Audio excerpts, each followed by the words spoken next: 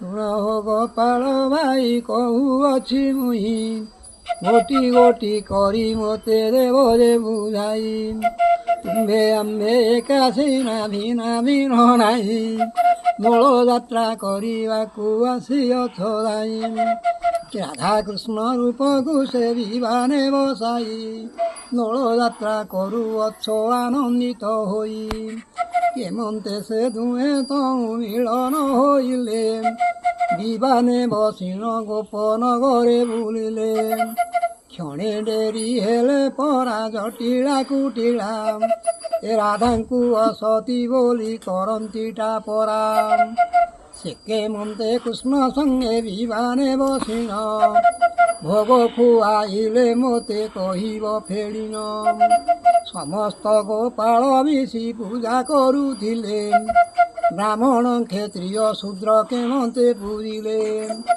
ଏହାର ଚରିତ୍ର ମୋତେ କହିବ ହେ ଭାଇ, ସଭା ଲୋକ ଶୁଣି ଯିବେ ଆନନ୍ଦିତ ହୋଇ।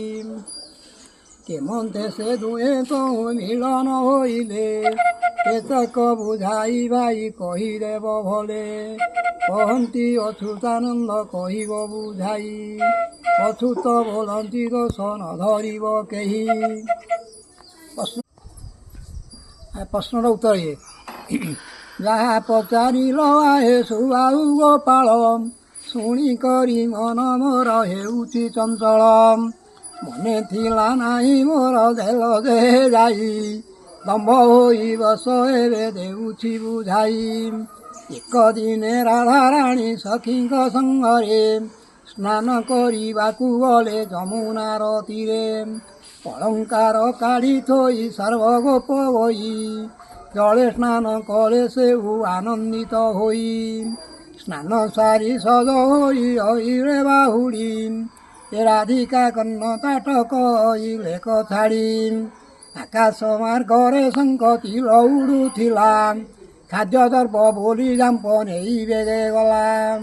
ବୃନ୍ଦାବନ ବୃକ୍ଷ ଅଗ୍ରେ ବସି ଶଙ୍ଖ ଚିଲ, ଖାଦ୍ୟ ଦର୍ପ ନୋହେ ବୋଲି ଫିଙ୍ଗିଲା ଭୂମିର। ଖେଳି ଖେଳି ଯାଉଥିଲେ ସୁଦାମ ଗୋପାଳ, ଦେଖିଲେ କର୍ଣ୍ଣ ତାଟକ ପଡ଼ିଛି ଭୂମିର। ଉଜ୍ଜଳ ଦେଖିଣ ନିଜ ହସ୍ତରେ ଧଇଲେ, କର୍ଣ୍ଣ ତାଟକକୁ ନେଇ କୃଷ୍ଣଙ୍କୁ ଭେଟିଲେ। ଦେଖ ସଖା ନିଅ ଏହି କିପରି ଶୋଭିତ, ତାହା ଦେଖି କୃଷ୍ଣଚନ୍ଦ୍ର ହେଲେ ବିଭୋଳିତ।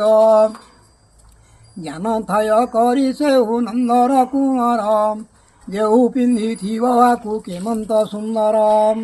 କେମନ୍ତେ ଦେଖିବି ବୋଲି ମନେ ବିଚାରିଲେ, ସମସ୍ତ ସଖାଙ୍କୁ ଡାକି କୃଷ୍ଣ ପଚାରିଲେ। ବିବାନ କରିବା ଏକ ତାଟକ ଝୁଲାଇ, ନଗ୍ରେ ନଗ୍ରେ ବୁଲାଇବା ଦେଖାଇ ଦେଖାଇ। ଦ୍ୱାରେ ଦ୍ୱାରେ ମେଳି ହୋଇ ଖେଳିଣ ଡାକିବା, ଭୋଗ ଦିଅ ଠାକୁରଙ୍କୁ ବୋଲି ନ କହିବା। କେତେବେଳେ ଭୋଗ ଦେବେ ଗୋପବାଳୀ ମାନେ, ତାଟକ ଝୁଲୁଛି ବୋଲି ଦେଖିବେ ନୟନେ।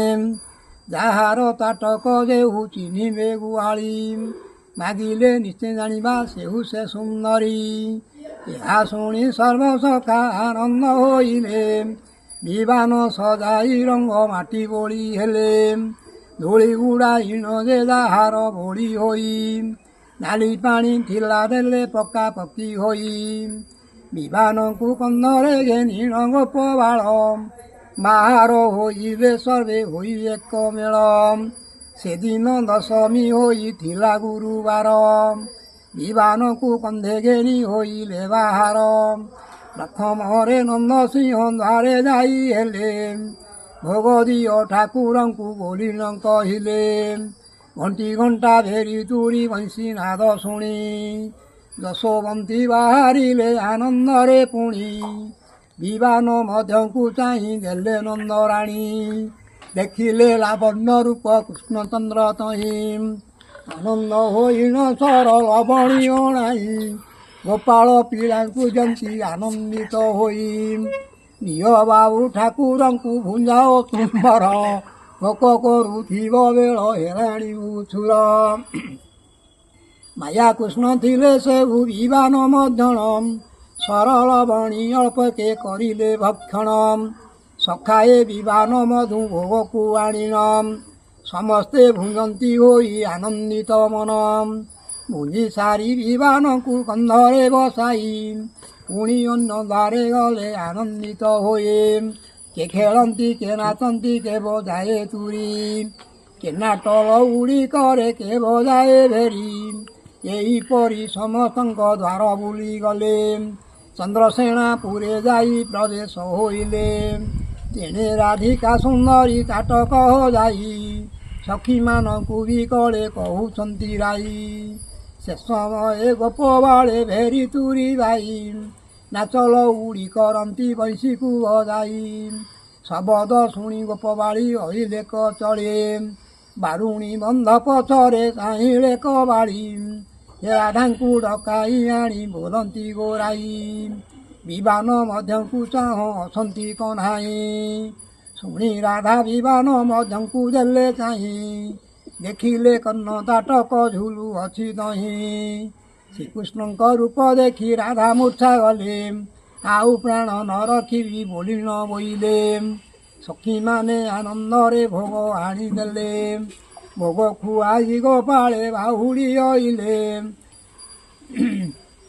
ନନ୍ଦ ଘରେ ବିବାନଙ୍କୁ ନେଇ ନ ରଖାଇ ଯେ ଯାହାର ଗୃହେ ଗଲେ ଆନନ୍ଦିତ ହୋଇ ସ୍ୱୟଂ କାଳ ଆସି ଏବେ ପ୍ରବେଶ ହୋଇଲା ଏ ତାଟକ କଥାକୁ ରାଧା ମନେ ସୁମରିଲା କି ଲଜ୍ଜା ନ ଦେଲା ସେହୁ ନନ୍ଦର କହ୍ନାଇ ଯାଉଛି ଯମୁନା ଜଳେ ଘାସ ଦେବି ମୁହିଁ ରାଧାଙ୍କ ଥୟ ଦେଖି ଲଳିତା ସୁନ୍ଦରୀ ବେଗ ହୋଇ ଗଳା ଜହିଁଛନ୍ତି ବଂଶୀଧାରୀ ଏବେ ଶୁଣ ଆହେ ନନ୍ଦର କହ୍ନାଇ ନିଶ୍ଚୟ ପ୍ରାଣ ଦେବେ ରାଧା ଯମୁନାରେ ଯାଇ ଏହା ଶୁଣି ଶ୍ରୀକୃଷ୍ଣ ଯେ ବେଗ ହୋଇଗଲେ ଯମୁନା କୂଳରେ ଯାଇ ଆଗକୁ ବସିଲେ ଏତେ କହି ଲଳିତା ଯେ ରାଧାପୁର ଗଲେ ରାଧାରାଣୀ ଯାଉଛନ୍ତି ବାଟରେ ଭେଟିଲେ ଡାକନ୍ତି ଲଳିତା ରାଣୀ ଶୁଣ ଆଗରାଇ କାହିଁକି ପ୍ରାଣ ଦେବାକୁ ଯାଉଅଛ ତହିଁ କହୁ କହୁ ଯମୁନା କୂଳରେ ପ୍ରବେଶିଲେ ଯମୁନା କୂଳରେ କଳା କାହ୍ନୁକୁ ଭେଟିଲେ ଆଡ଼ରୁ ସାଧେଇ ରାଇ ହୋଇଲେ ମୌନ କୃଷ୍ଣ ପଚାରିଲେ କିମ୍ପା ଏଥକୁ ଅମନ ରାଧିକା ବୋଇଲେ ଆଉ ନ କୁହ କହ୍ନାଇ ତାଟକ ଝୁଲାଇ ଲଜ୍ଜା ଦେଲ ହେ ମାଧଇ ଯୁଗଳ ଅଙ୍ଗ ବୋଳିଣ କହୁ ନଟବର କେମନ୍ତେ ଏକା ହୋଇନ ବୁଲିଲ ନଗ୍ରର ତୁମକୁ ଦେଖି ସଖିଏ ମୋତେ ଟାହି କରି ରାଧାଙ୍କୁ ଛାଡ଼ିଲେ ଆଜି ଠାରୁ ବଂଶୀଧାରେ ତାଙ୍କଠାରୁ ଶୁଣି ମୁହିଁ ଲଜ୍ଜିତ ହୋଇଲି ଯମୁନା ନଦୀରେ ଘାସ ଦେବି ମୁଁ ବୋଇଲି ଶ୍ରୀକୃଷ୍ଣ ବୋଇଲେ ରାଇ ଯାହା ଇଚ୍ଛା ତୋର କହିଲେ ପାଳିବି ନିଶ୍ଚୟ କହୁଛି ସତର ରାଧିକା ବୋଇଲେ ଆହେ ଶୁଣ ପ୍ରାଣେଶ୍ୱର କାଲି ମୋତେ ସଙ୍ଗେ ଘେନି ବୁଲିବ ନଗ୍ରର ବ୍ରାହ୍ମଣ କ୍ଷତ୍ରିୟ ବୈଶ୍ୟ ଶୂଦ୍ରଙ୍କର ଘରେ